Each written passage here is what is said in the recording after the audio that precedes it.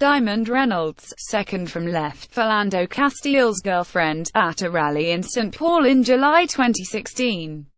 Angela Jimenez for the New York Times Diamond Reynolds, who lived the bloody aftermath of last year's police shooting of her boyfriend, Philando Castile, would receive $800,000 in a settlement announced on Tuesday by officials in St. Anthony, Min. The settlement, which still must be approved by a judge, seemed likely to be the final legal development in a case that led to huge protests and a closely aired manslaughter trial. Jerry Faust, the mayor of St. Anthony, said in a statement that the agreement opens the door to continued healing within our community. The settlement includes $675,000 from St. Anthony as well as $125,000 from the nearby city of Roseville and an insurance fund. Ms. Reynolds, who claimed emotional distress and false arrest, said the settlement confirmed that what she experienced that night was wrong. Mr. Castile was killed by a St. Anthony officer, and Ms. Reynolds was held for questioning afterward by Roseville officers.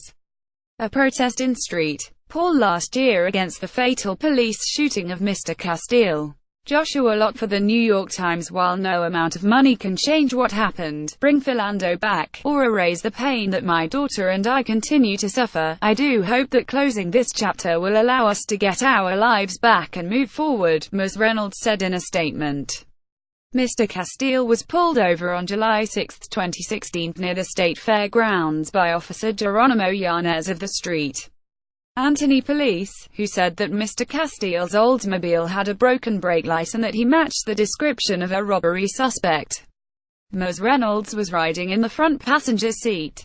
The exchange between Mr. Castile and Officer Yanez started off routine, but turned tense after Mr. Castile said he was carrying a gun. Dash camera video showed Officer Yanez shouting at Mr. Castile not to reach for the weapon. The officer then unholstered his gun and fired several shots into the car, fatally striking Mr. Castile. The episode quickly gained national attention because Ms. Reynolds, Mr. Castile's girlfriend, began in the shooting's aftermath live on Facebook and challenging Officer Yanez's version of events. Ms. Reynolds said her boyfriend had meant no harm and was trying to comply with the officer's orders. Ms. Reynolds' video showed Mr. Castile bleeding through his t-shirt as Officer Yanez cursed and continued pointing his gun through the window. Ms. Reynolds' 4-year-old daughter was in the back seat at the time of the shooting.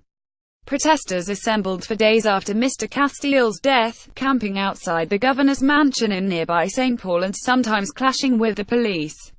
Officer Yanez was later charged with second-degree manslaughter, but he was acquitted at a trial in June. He told jurors that he had feared for his life and that Mr. Castile had reached for a gun. "I was scared to death," he said during the trial. "I thought I was going to." Ms. Reynolds testified for the prosecution. "I felt broken, hurt, confused, lost," she told the jurors. This summer, St. Anthony agreed to pay a separate, nearly $3 million settlement to Mr. Castile's estate. The city also reached a separation agreement with Officer Yanez and said he would not return to work there. St. Anthony officials said some of the money being paid to Ms. Reynolds would be placed in a trust for her daughter's education.